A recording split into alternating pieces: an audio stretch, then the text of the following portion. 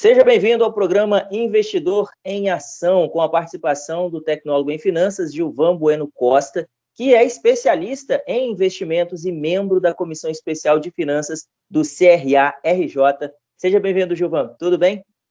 Tudo ótimo. Uma grande alegria retornar aqui para conversarmos sobre o nosso programa Investidor em Ação.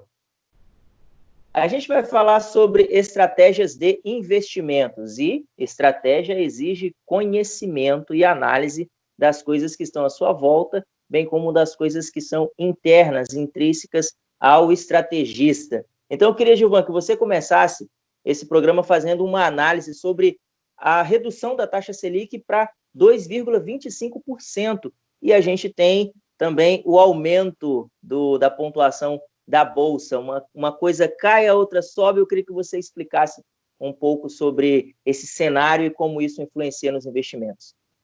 Perfeito. Primeiro, para falar da redução da taxa Selic, é importante lembrar que existem políticas monetárias, né? Ou seja, a quantidade de circulação de dinheiro na economia. Com os reflexos da pandemia, a economia teve uma queda muito drástica. Nós tivemos ali as vendas no varejo despencando. Então, o governo ele tem que criar um estímulo para tirar os investidores do conforto da certeza de um retorno fácil, que é uma discussão que a gente tem aqui no Brasil. Então, se nós tivéssemos, por exemplo, há 3 anos atrás, a taxa de juros era 14,25%.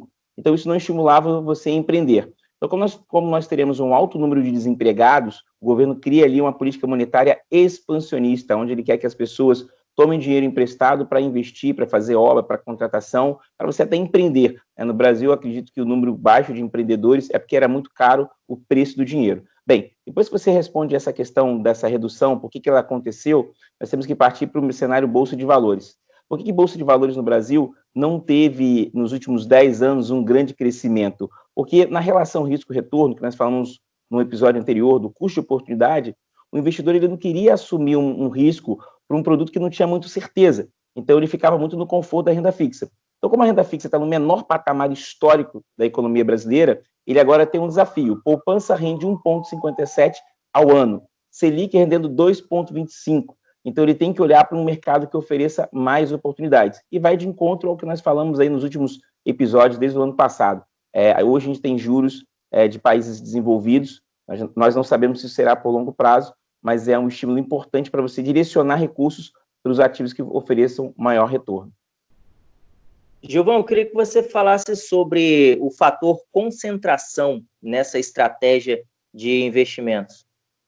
Concentração é um risco muito grande, porque você acaba colocando todos os ovos na mesma cesta, é como se você tivesse todo o seu capital e inserisse num único ativo. Vamos dizer que você comprasse uma ação e essa ação não tivesse a resposta esperada. Então, todo o seu patrimônio está em risco. Legal que você falou anteriormente na chamada, Josué, essa relação de um ativo subir e outro cair. Nós chamamos isso, tecnicamente, de correlação. E aí a gente fala que tem 3 tipos de correlação, isso está muito no nosso curso de risco, gestão de risco, que é a correlação negativa, positiva e neutra. A melhor correlação entre dois ativos têm uma correlação, é a correlação negativa, ou seja, os ativos andam em direções opostas. Um exemplo disso, Josué, é a questão da Bolsa de Valores e a taxa de juros. Quando a taxa de juros desce, Bolsa sobe. Quando a taxa de juros sobe, Bolsa desce. Ou seja, elas são inversamente proporcionais. Isso está muito lá no nosso curso de risco e CPA 20. Então, a concentração ela é ruim por quê? Porque você não tem essa inversão, essa estratégia. Então, se você concentrar todos os seus ativos, seus esforços na renda fixa, hoje, por exemplo, atrelada à taxa Selic, você estaria ali concentrando o retorno em 2,25. Não colocar os ovos na mesma cesta, tem que diversificar. E a gente entra na questão da diversificação. E esse critério é o mais importante hoje, e o Brasil pode sofrer um novo segmento, a gente chama de follow the money, que é a busca por praças financeiras com mais alternativas de investimento. Eu sempre destaco que o Brasil tem um desafio, ele tem que aumentar o número de empresas listadas na Bolsa de Valores. Hoje nós temos apenas 328. Então, você vai ter aí quem tem poder econômico buscando outras praças, como Estados Unidos, Europa. Também tem o seguinte, nesse patamar de 2,25, o investidor começa a olhar outras economias emergentes que oferecem outra rentabilidade. Então, ele quer achar um mercado que tenha mais alternativas, ou seja, ele está diversificando. Também, para quem não tem muito poder econômico e quer começar a diversificar, tem os fundos de investimento no exterior, que estão aí nas plataformas. A gente não está aqui defendendo alternativa de investimento, mas assim, apresentando as estratégias e os segmentos e as formas de você encontrar essas alternativas. Gilvan, você fala sobre a questão também de ativos líquidos e ilíquidos. É esse mesmo o termo que se utiliza? É um termo clássico da indústria de fundos. Ativos líquidos, por exemplo, são fundos que compram dívida do governo, títulos atrelados à Selic. É um ativo líquido. Você pede o resgate e daqui a 10, 15 dias, ou 2 dias, ou no mesmo dia você recebe. A gente tem o fundo chamado D0. O que quer dizer isso? Você recebe no mesmo dia. D1, você recebe no dia seguinte.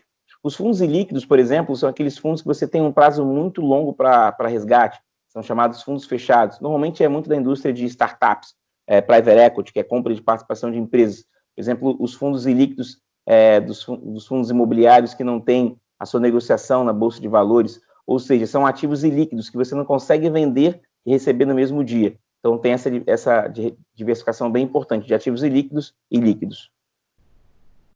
Para se ter uma noção melhor sobre essas questões, traçar melhor uma estratégia relacionada a como investir, aonde investir, é importante que se tenha profissionais especializados nessa área dando o suporte. Por isso a importância também de estar vinculado e a necessidade real, né, de se ter uma corretora trazendo esse suporte, não é isso, Gilvan? Acho que a indústria passa por uma grande transformação e você foi muito feliz no seu comentário. Acho que você tem aí hoje uma necessidade de um profissional com alta competência, certificado, que é o que nós fazemos aqui no CRA, um curso de certificação, que esteja atualizado, entendendo as tendências tanto nacionais e internacionais. E a grande paixão que eu tenho pelo mercado financeiro, e falo isso aqui, o CRA, junto com o nosso programa, fala muito sobre isso, é você apresentar. Então, hoje, não dá mais sair uma pesquisa da Ambima mostrando que as pessoas utilizam a conselho de amigos. Acho que hoje você tem que ter um trabalho técnico de um profissional certificado e que vive o mercado e está sempre atualizado. Então, melhor do que um conselho simplesmente de um amigo, é importante um conselho de um profissional, que talvez não seja o seu amigo íntimo, mas que certamente quer que você obtenha sucesso nos seus investimentos. Ô, Gilvan, quem quiser entender um pouco mais sobre isso, conversar um pouco mais contigo sobre esse assunto, talvez tirar alguma outra dúvida, como faz? Olha, inicialmente meu LinkedIn, né, Gilvan Bueno Costa, está sempre à disposição, mas o nosso CRA RJ Play, que apresenta tudo aqui, também está à disposição. A gente tem uma página também no YouTube, que sempre responde os comentários, e nos prestigiem com a sua audiência, que vai ser ótimo também. E mande suas dúvidas, a gente responde aqui. Gilvan, muito obrigado pela sua participação e por explicar aqui essa estratégia de investimento. Eu que agradeço, até o nosso próximo encontro.